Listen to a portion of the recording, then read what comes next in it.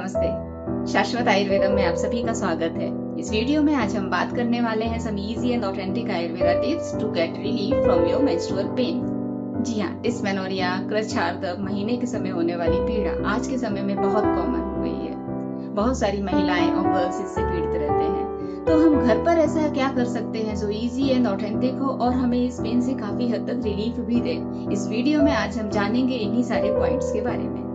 तो the first one that is very much important कि आपको आपके अपान वात को बैलेंस करना है। जी हाँ, वात का बहुत बड़ा रोल होता है, स्पेशली अपान वात का मासिक चक्र में। आपके मासिक चक्र से संबंधित कोई सी भी समस्या है वो बिना अपान वात के डिसबैलेंस के नहीं होगी। तो अपान वात को बैलेंस करना बहुत ज्यादा इम्पोर्टेंट है। इसके लिए आपका जो फूड है वो fresh, warm and easy to digest होना, that is very much important.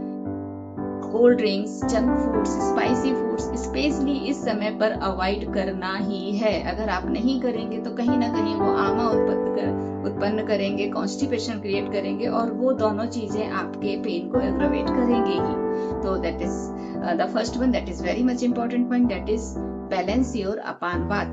And the second one that is marma. Second one is marma. जी हाँ, हमारे बॉडी में ऐसे कौन से पॉइंट्स हैं जिन्हें अगर हम जेंटली प्रेस करें तो वो हमारे डिस्मेनोरिया की प्रॉब्लम में काफी हद तक रिलीफ देंगे। तो वो पॉइंट्स, फर्स्ट वन इज क्षिप्र मर्म, तल हृदय मर्म, गुल्फ एंड नाभि मर्म। जी हाँ, इन चारों पॉइंट्स को मैं एक बार फिर से रिपीट कर देती हूँ। क्षिप्र, तल हृदय, गुल्फ एंड नाभि मर्म, इन्हें जेंटली प्रेस करें। ये आपके उस पर्टिकुलर एरिया का blood flow and energy flow को इम्प्रूव करेंगे और आपके मसल्स को रिलैक्स करेंगे, जिससे आपको उस समय होने वाली पीड़ा में काफी हद तक रिलीफ मिल जाएगा। दो चीजें हमने यहाँ डिस्कस कर ली, पहला अपान वात है, दूसरा मर्म। तीसरा पॉइंट दैट इज नाभि पूरण और हम कह सकते हैं अभ्यंग। जी हाँ, आपको क्या करना है, कैस्टर ऑयल लेना है, उसको हल्का सा ल्यूकवार्म करना है, उससे या तो आप आपका नाभि पूरण करें फॉर 5 to 10 मिनट्स या फिर उस कैस्टर ऑयल से, ल्यूकवार्म कैस्टर ऑयल से नाभि के नीचे वाले हिस्से में हल्के हाथों से अभ्यंग करें। और उसके साथ साथ में जब आप अभ्यंग करेंगे तो लोअर बैक में भी अभ्यंग करना है। कैस्टर ऑयल को श्रेष्ठ वात शामक बोला गया है और जब हम उसको ल्यूकवार्म करके अभ्यंग करते हैं तो वहां से उस पर्टिकुलर एरिया का ब्लड सर्कुलेशन इंप्रूव होता है, मसल्स रिलैक्स होती हैं और ये दोनों चीजें आपके पेन को काफी हद तक कम करेंगी।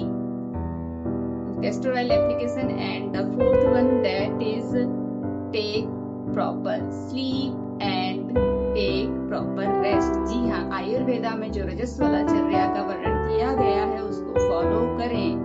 अगर आप फॉलो करेंगे आप देखेंगे कि आपका मासिक धर्म में होने वाली काफी समस्याएं सिर्फ उस रजस्वलाचर्या को फॉलो करने से ही खत्म हो गई है। जी हाँ, रजस्वलाचर्या को जरूर फॉलो करें। इसके बारे में मैंने पहले पुराने वीडियोस में डिस्कस किया हुआ है, आप उधर जाके जान सकते हैं रजस्वलाचर्या में हमें क्या क्या करना है।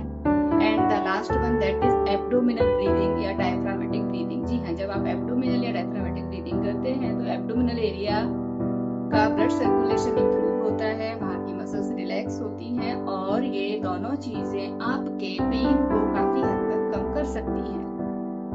तो ये सारे बहुत ही सिंपल चीजें हैं जो आप घर पे कर सकते हैं। इसके साथ साथ में कोई सा भी एक हर्बल टी या आप जीरा और सौंफ और अपराजिता और का टी ले सकते हैं। ये सब आपके पेन को काफी हद तक रिलैक्स करेंगे। आप हॉट फर्मेंटेशन या गर्म पानी की हॉट वाटर बैग से सिकाई कर सकते हैं, ये भी आपके पेन को काफी हद तक कम करेंगे। और अगर उसके बाद में भी पेन कम नहीं है, उसकी टेंडेंसी बहुत ज्यादा है, तो आपके पास में जो भी आयुर्वेदिक फिजिशियन हो उनसे जाके कंसल्ट करें। आयुर्वेदा में ऐसे बहुत सारी थेरेपीज एंड मेडिकेशंस हैं जिसके थ्रू जिनको आप फॉलो करें तो आप इस पेन से हमेशा के लिए छुटकारा पा सकते हैं। Thank you so much for listening to me. ऐसी ही और जानकारियों के लिए शाश्वत आयुर्वेदम को फॉलो एंड सब्सक्राइब करें। Thank you.